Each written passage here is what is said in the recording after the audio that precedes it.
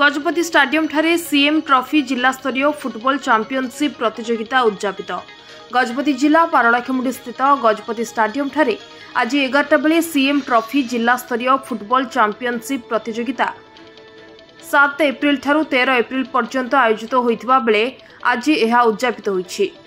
आजर यह उद्यापनी प्रतियोगिता रे मुख्य अतिथि भाव पारलाखेमुंडी विधायक रूपेश कुमार पाणिग्राही, सम्मानित अतिथि भाव आरक्षी अधीक्षक जतीन्द्र कुमार पंडा, ओडिशा तृतीय बाटालियन दुर्गपति श्री अशोक कुमार महांती, डेप्यूटी कलेक्टर तथा जिला क्रीड़ा अधिकारी श्री कमलकांत पंडा, जिला शिक्षा अधिकारी डॉक्टर मायाधर साहू, जिला परिषद सभ्य गोसाणी एस बालाराजू और जिला सूचना और लोकसंपर्क अधिकारी प्रमुख मंचासन थिले। ଏହି ପ୍ରତିଯୋଗିତାରେ ଜିଲ୍ଲାର 8ଟି କ୍ଲବର 15 ବର୍ଷରୁ କମ୍ ବୟସର ଛାତ୍ରମାନେ 176 ରୁ ଊର୍ଦ୍ଧ୍ୱ ଯୋଗ ଦେଇଥିବା ବେଳେ ଆଜିର ଏହି ପ୍ରତିଯୋଗିତାରେ ଜିବା ଟାଇଗର ଗୁମା ଦଳ ବିଜେତା ହୋଇଛି ଏବଂ ନୂଆଗଡ଼ ଫାଇଟର ରନର୍ସ ଅଫ୍ ହୋଇଛି। ଉକ୍ତ ଦୁଇ ବିଜେତା ଦଳକୁ ସିଏମ୍ ଟ୍ରଫି ମୁଖ୍ୟ ଅତିଥିଙ୍କ ଦ୍ୱାରା ପ୍ରଦାନ କରାଯାଇଛି।